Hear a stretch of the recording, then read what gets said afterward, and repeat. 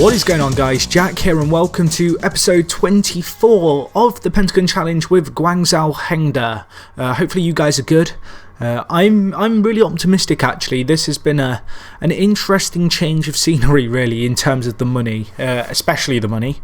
But it's a change which I've really kind of relished under, and it's given me an opportunity to really, I don't know, I touched upon in the previous episode how I intended to buy my way to glory. So this has only been a few months. I've not actually played a match since the previous episode where I talked about me taking over and my plans and stuff. You'll see we've got a very big squad. I had a few problems, but I'll move on to those as we go through the video. But first and foremost, I'm going to cover the tactics first, because you may remember if you saw the previous episode and were paying attention, one of the main pressures that my club was under was to go out and play attacking football, look to control the game and make high profile signings. I believe I've got the tactics right. I haven't really been able to bring in any huge faces because of the national player cap. You're only allowed to have 5 foreign players in your starting 11, and of those 5 foreign players, when I came to the club there were already 5 players, and only one of them I was able to sell. The other 4 are players who are probably not going to be playing that much, or if they do it'll be off the bench. And you know, they'll be swapped around a bit, so it left me in a bit of a pickle when it came to bringing in high profile players, because a lot of the high profile players are players from abroad, and I've had to primarily focus on bringing in Chinese national players into the team. But anyway, the tactics that I'm going to be running this season are as follows. It's a 3-1-2-3-1 formation. It's a very interesting formation. It relies on the premise that we have 3 very solid centre-backs as well as a really good anchor man, and then we're going to look to really play possession football in the centre of the park with a very kind of crowded and very attacking minded midfield. I've never had a chance to try this tactic, so it'll be interesting to see how it goes, and as I said, I haven't played a game yet, so I really don't know how well this formation is going to serve us, but I believe it means that I get the best out of my players in terms of letting the best players play, and it also allows us to freely play the attacking football that the, I guess, board desire. The backup tactics I've got are just a 4-5-1, so sticking in an extra defender rather than having a holding man, and then this, which is something very different, very abstract. I don't know what even to call this. I guess it's a 4-1-2-1-2, but it's really not the diamond midfield you'd associate with this formation. It's something a little bit lopsided. Something else that I've not had a chance to try, but it's one of these tactics which is kind of a defensive full-back option. But anyway, that's basically the tactics. I don't want to go into too much detail about those. I've done quite a lot on the staff front in terms of bringing in a nice solid group of staff behind us. I guess the picks of the coaches is probably, we'll go with Bokengra, I don't know, Bokengra, that sounds right, Bokengra. But this guy's a very good coach. He's probably the pick of the coaches I've been able to bring in. You know, 20 defensive coaching, 19 working with youngsters, 14 determination. You can see the rest of his stats there. Very good kind of coach. But I've really looked to bring in like a bit of international experience in terms of coach. We've got Pansel, who is another guy who I've brought in, who's going to be head of youth development. He's not got the craziest stats, but he's got, I guess, decent working with youth. I want to say half-decent adaptability and determination, and a half-decent level of discipline, so he's not too bad. I'm not going to cover every staff member, but there's probably been about 20 new staff members come in, as well as a few guys leaving. So I feel as if my backroom staff is really up for the challenge. And then we move on to, I guess, the transfers, the interesting thing, so to say. And you're going to notice that where it says the fee, £18 million spent. Yeah, I really did try and bring in the best players I could. As I said, I couldn't get rid of the foreign players, and this meant that I could only sign in Chinese players. And that meant I had to overpay a bit, because Chinese talent in this league is very expensive, and when you're at I guess a club that other teams know has a lot of money, they anticipate you to be willing to part with a bit more cash.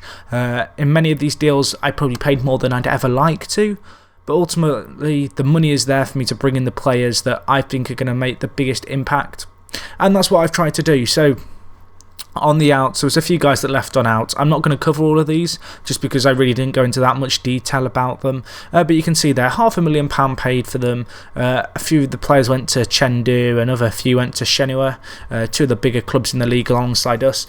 And then I'm just really going to cover the ins because the outs, there's a lot of them. You don't know who they are, but you may know a few of the guys on this ins list. So we'll start with Zhang Hao, who you may remember from a few seasons ago.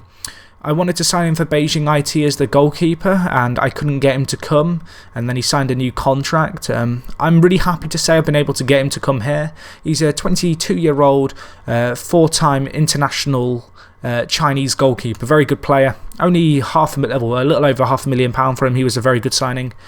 Gao Dong, another Chinese international player. This guy has 33 caps at the age of 23. Which is absolutely mental. And I mean, if you look at his actual attribute graph, not the fastest player, but in the air, he's not going to get beaten by very many people. And in terms of defensive, physical, and mental ability, he's kind of an ideal stopper, I guess. We then come on to Wang Kong, another player who I paid a lot for. Paid $1 million for this lad. He's a young striker, 19 years old, 3 caps for China at the age of 19. Good backup player. He wasn't cheap, but he's a very good kind of backup player, and he'll be a good player for the long-term future of the club. And one thing I noticed when I came to this club was very old players. So you'll notice a lot of these players are kind of young backup players or young players who are going to be competing for first-team places, but might not necessarily be first-team choice. We then come on to Rua Peng. This guy came in for, I'm not sure how much he came in for, I think it was 1.5 million. But again, another really good solid defender, 20 years old, 4 caps for China, very good player. We've got Bai. He's one of the first of 3 Beijing IT players I decided to bring with me. He's a 20-year-old centre-back. He's going to be a good second-choice centre-back. The lad's got a lot of potential in the game, and I think along with the very talented defence that this club has at Guangzhou, he'll really flourish alongside certain players. We've then got Zheng Long, who came in for £2.3 million. Not a cheap signing by any means, but probably the best left winger China has to offer. 44 caps, 11 goals in those 44 caps. A very good player. Because of the foreign cap limit of, I guess, foreign players, you'll notice so many of these players are Chinese internationals they've brought in. But he's a really exciting left mid. And it was a bit of a toss-up between him and Lin Bin for that left winger spot, but I decided to go with him just because he provides a bit more going forward. And the next 2 guys, I'm really happy to say have come with us. Gungzhou last season, he won Foreign Player of the Year in our league. He won the Golden Boot Award in our league, and he has a really good relationship with me as a manager. You'll see I'm under his favourite personnel, so it was ideal for him to come to the club. It's pretty self-explanatory what you get in him. He's a very pacey forward. He will be first choice forward for us this year as a lone attacker for the most part, but very excited to have him at the club, and great poach, and I'm surprised I managed to get him for £1 million compared to some of the prices I had to pay for other clubs' key players. We've then got Zeus, the one and only. He's going to be playing as a second-choice right winger on this club, as well as, I guess, a utility player who can play up front on his own when necessary. You know about him. He's a good player. I don't need to go into too much detail. We've then got Deng Liu, who's from Jiangsu, who's a striker and right winger. He's 19 years old, just another one of these young backup players with plenty of potential in the game to, I guess, come in to kind of aid with the ageing squad that we have here. We've then got Li Peng, who is a good central defender and central defensive midfielder. Looking at his stats, you can see he's going to be playing as one of the 3 centre-backs in our starting lineup. Very strong player, a solid all-round centre-back. 90 caps for China at the age of 28. I mean, you can't really argue with that in terms of international experience. We've then got Kui Zonghui, who I signed for $4 million.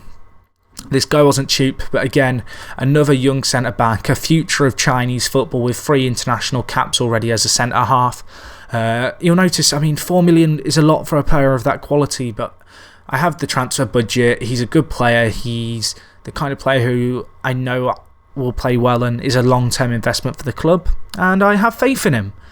We've then got Meng Qing, who I signed from Shandong, central midfielder. Going to be another one of these backup players. He's only 20 years old, 16 under 21, I guess, appearances. Just a very good, solid centre mid and a good second choice. We've then got Hao Junmin, who I signed for £1.4 million. This guy, another Chinese player who I've signed in, knowing that China have some of the best internationals in terms of experience, I guess, in Asia. This guy, 30 years old, 113 caps, 33 goals. I think he was only, how much was he? He was only 1.4 million, and I mean, he's a little old. He's probably a little older than I'd like him to be, aged 30. He's almost 31. But I mean, in the grand schemes of things, fantastic prospect on the right wing or central attacking midfielder, or wherever I end up playing him, and he's going to be a good player. And the last signing, and the cheapest signing, is Gao Lin. This guy's a 32-year-old striker who can play on the left wing, and another Chinese international with 108 appearances and 30 goals. You can really see the pattern emerging about the young well, not young, but the Chinese kind of core to the team that I'm really trying to bring. So all these deals have meant that we do have an exceedingly large squad, and I mean, if I was to show you the selection info, you can see that we do have very good strength in the squad. We have good strength in depth. A lot of these players are players who, I don't know, I'd like to get rid of some of them, but I'm going to struggle. Players like Lucas Barrios, fantastic player in his day, don't get me wrong, he did a great job. I think it was for Wolfsburg? No, Dortmund even. He did a great job for Dortmund when he played striker for them years ago. But on this game, he's just not very good. I mean, look at his stats. He's nothing compared to Hunso, and he's getting paid £115,000 a week, which is like a fifth of my club's wage budget, which is ridiculous. Another player really hogging the the wage budget is Conker. £75,000 a week for this guy. Admittedly, he has the most insane creativity of a team at this kind of level I've ever seen, but he doesn't have anything else really about him. He's not a bad player, and I might occasionally chuck him on, but he's the kind of guy who, he's 34. He's only got 1 year left on his deal, as has Barrios, so I'm not going to be signing them on with new contracts at the end of the season. But between them, they're £200,000 of a wage budget, which I'm not sure what our wage budget even is. What is our wage budget? Our wage budget is £900,000, which we're nowhere near, but it's just stupid. That's all that can really be said. But anyway, as I said, I might try and bring in a few more faces. We have £9 million in the transfer budget, and my wage budget, I'm not even close to even touching that. I could probably redistribute my wage budget and transfer budget around and end up with another £25 million to spend. But I'm not going to be doing that. I feel as if the quality I've added to the club is good enough to see us win the league, because that's what the board are expecting. That's what I believe we can get. So that really is going to be what I'm pushing for this season. The depth to the squad, although it looks slightly excessive as it stands, looking at how many fixtures we have this season, we could potentially be playing a lot of football this year, and it's going to be down to everyone, I guess, to muck in and get involved. So, I think that's everything, really. I tried to cover as much as I could, but I don't want to ramble for too long, especially with no matches really to cover, but it gives you a good idea of kind of who I've brought into the squad, who's around. I'm very optimistic. I feel as if I've managed to keep hold of some of the best players in the club, like this guy, Huang He, who's a really good anchorman. And then other players like Monero, who, I don't know, he's not a bad player. He's a little bit old. This squad is old, though, and that's what I've really got to kind of look to rectify as a long-term, I guess, solution. I do feel as if we could potentially win the Champions League with Gungzhou in the next 1 or 2, maybe even 3 years at worst. It's just a case of, obviously, with something like the Champions League, you need to go on a good run of form. You need to perform well in the league. You need to just get the confidence high and the results come.